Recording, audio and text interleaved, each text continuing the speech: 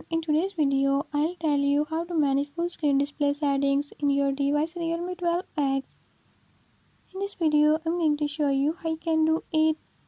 But before we get started, don't forget to hit the subscribe button and turn on notifications. Make sure to watch complete video and learn how you can do it. Let's watch the video.